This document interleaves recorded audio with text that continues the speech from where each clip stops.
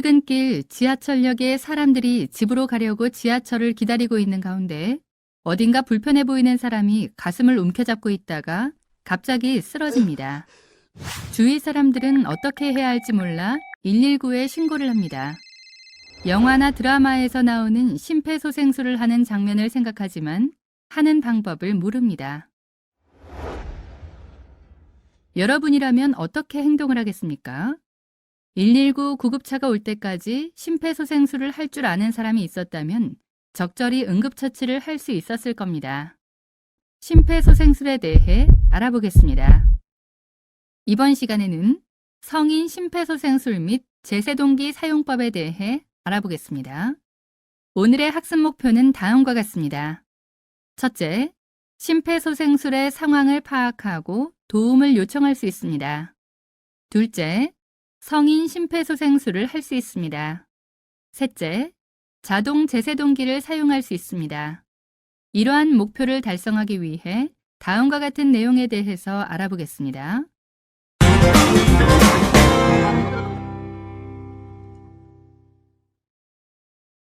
심폐정지 후 신체의 변화에 대해 알아보겠습니다. 우리의 심장과 폐가 멈추면 몸속의 장기들이 손상을 받게 되는데 그중에 뇌세포가 치명적인 손상이 먼저 시작이 됩니다. 심장이 멈춘 후 4분 이내에 산소를 공급받지 못하면 뇌 손상이 일어나기 시작하고 6분이 지나면 뇌세포의 대부분이 회복 불가능한 손상을 받기 시작합니다. 그 후에 심장이 다시 뛰어도 뇌세포는 영구적으로 손상을 입게 됩니다. 심폐소생술의 중요성에 대해 살펴보면 심정지 환자의 생존율은 1960년대를 기점으로 생각해 볼 수 있습니다. 그 이유는 1960년대부터 심폐소생술이 보급되기 시작되었기 때문입니다. 1960년대 이전에 병원 이외의 장소에서 발생한 심정지 환자는 대부분 사망하였습니다.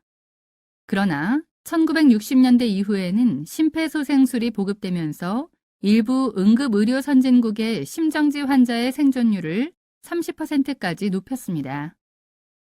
그럼 심폐소생술이 무엇인지 알아보겠습니다.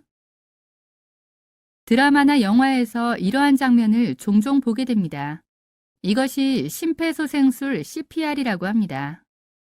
심장박동이 멈추고 숨을 쉬지 않고 의식이 없는 사람에게 가슴을 압박하고 인공적으로 호흡을 불어넣음으로써 산소가 포함된 혈액을 심장으로부터 짜내어 신체의 가장 중요한 장기인 뇌와 심장 등으로 보내어 기능을 유지할 수 있게 하는 것입니다. 이러한 심폐소생술을 하게 되면 소량의 혈액을 흐르게 함으로써 뇌가 손상되는 것을 지연시킬 수 있고 심실세동의 시간을 지속시켜 제세동의 가능성을 향상시킬 수 있습니다.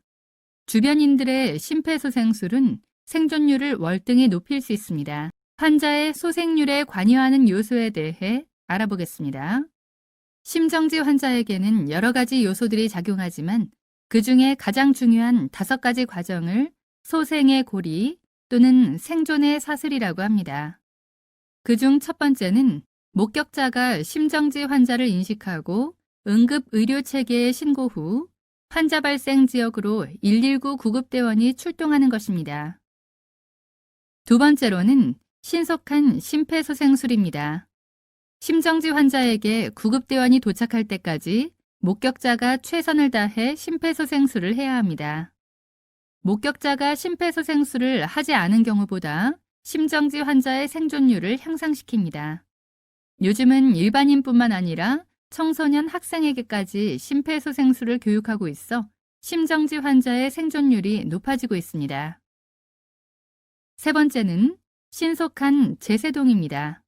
제세동이 1분 지연될 때마다 소생률이 7에서 10%씩 감소하고 있습니다. 자동 제세동기가 개발되어 공공장소 및 구급차에 보급됨으로써 심실세동 환자의 생존율이 향상되고 있습니다. 자동 제세동기는 누구나 사용할 수 있도록 자세한 설명이 되어 있어 적절한 훈련을 통해 일반인도 사용이 가능합니다. 네 번째는 효과적 전문 소생술입니다.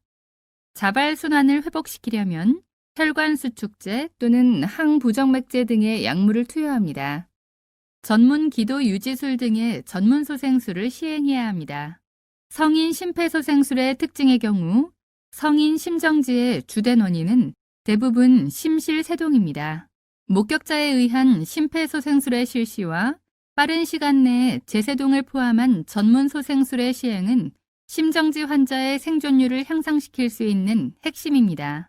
소아의 경우 만 8세 이상을 성인으로 간주하여 성인에 준하는 응급처치를 시행하면 됩니다.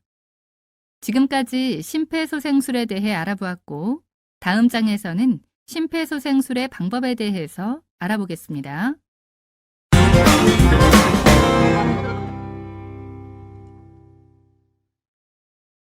성인 심폐소생술의 순서에 대해서 알아보겠습니다. 앞서 이야기한 내용 기억하시나요? 공공장소에서 사람이 쓰러지는 것을 목격하였고 심폐소생술을 해야 한다는 사실은 알고 있었지만 어떻게 해야 할지 당황했었죠. 그런 일이 없도록 심폐소생술을 알아보겠습니다. 성인 심폐소생술의 순서는 먼저 반응을 확인하는 것입니다. 구조자는 환자에게 접근하기 전 현장 상황이 안전한지 먼저 확인한 후 환자에게 다가가 어깨를 두드리며 여보세요, 괜찮으세요? 등의 질문을 하면서 환자의 반응을 살펴봅니다. 이때 환자가 어떤 반응을 하느냐에 따라 대처가 달라집니다. 환자의 반응은 있으나 진료가 필요한 상태라면 119에 신고를 하고 환자의 상태를 자주 확인하면서 응급의료 상담원의 지시에 따릅니다.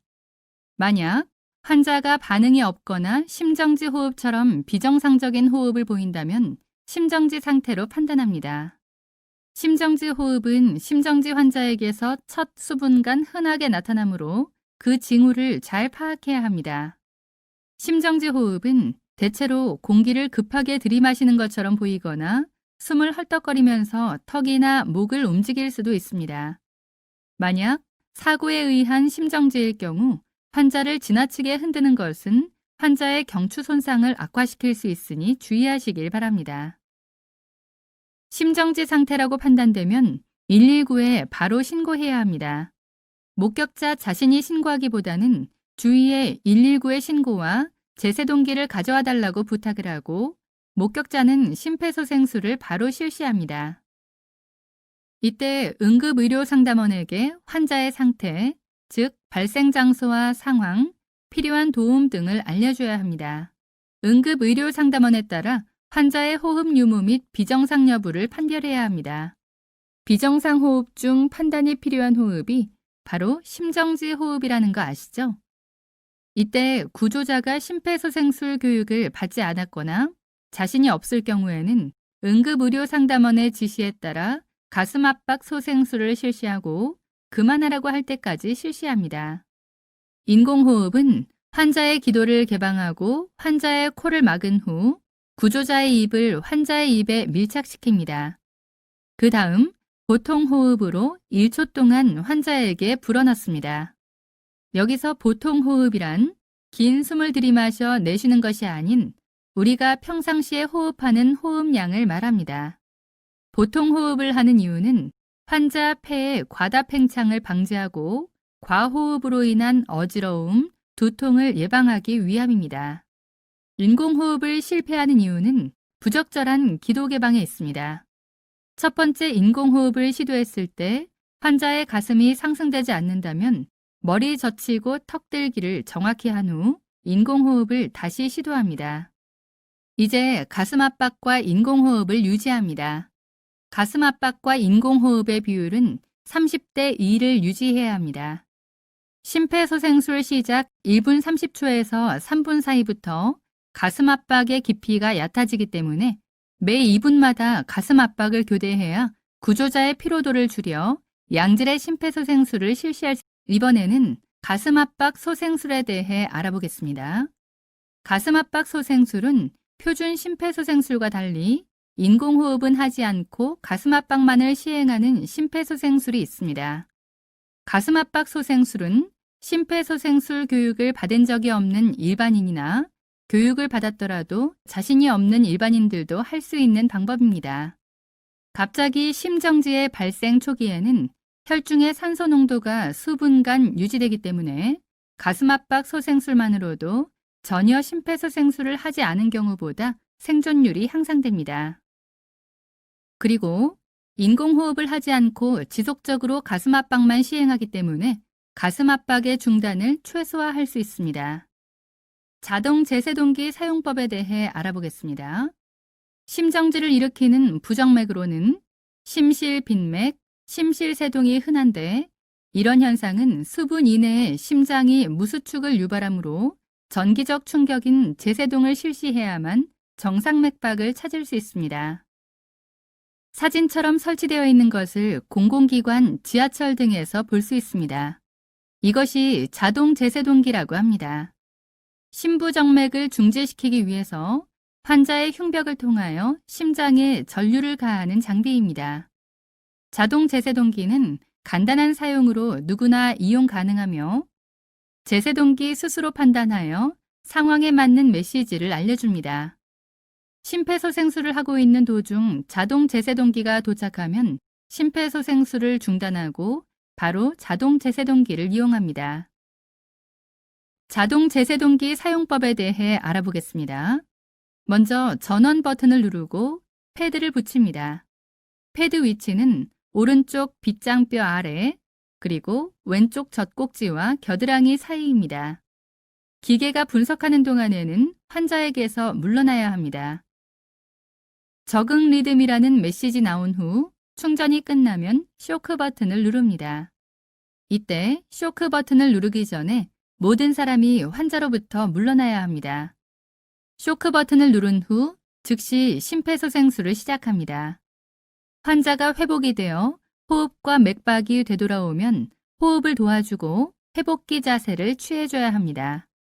자동 제세동기의 설치 장소에 대해 알아보겠습니다.